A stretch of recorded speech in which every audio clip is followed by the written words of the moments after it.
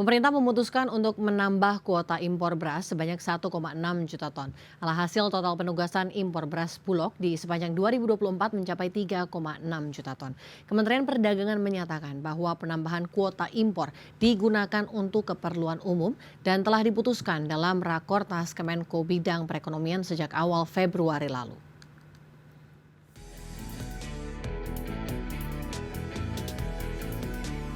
Pemerintah memutuskan untuk menambah kuota impor beras sebanyak 1,6 juta ton pada tahun 2024.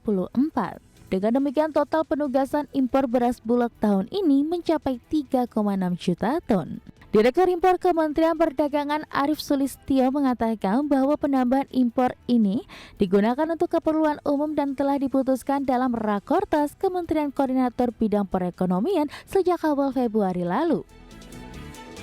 Meski begitu, Kementerian Perdagangan menegaskan penugasan impor 1,6 juta ton ini masih belum direalisasikan, di mana saat ini masih dalam proses perubahan neraca komoditas agar dapat diajukan permohonan persetujuan impor.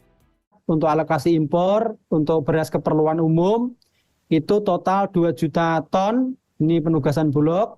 Kemudian ada penambahan berdasarkan Rakortas Kementerian Koordinator Bidang Perekonomian tanggal 5 Februari 2024, terdapat penambahan alokasi impor beras keperluan umum sebesar 1,6 juta ton. Untuk alokasi tambahan, mohon izin Pak Irjen, yang 1,6 juta ton sampai dengan saat ini masih dalam proses perubahan neraca komoditas untuk dapat diajukan permohonan PI-nya. Adanya tambahan impor beras 1,6 juta ton itu membuat pemerintah terus mengubah neraca komoditas pada tahun 2024 ini. Kementerian Perdagangan sendiri menegaskan belum menerbitkan izin impor untuk kuota tambahan 1,6 juta ton tersebut. Data Kemendak mencatat dari kuota awal impor beras sebanyak 2 juta ton di 2024 telah direalisasikan sebanyak 326.626 ton.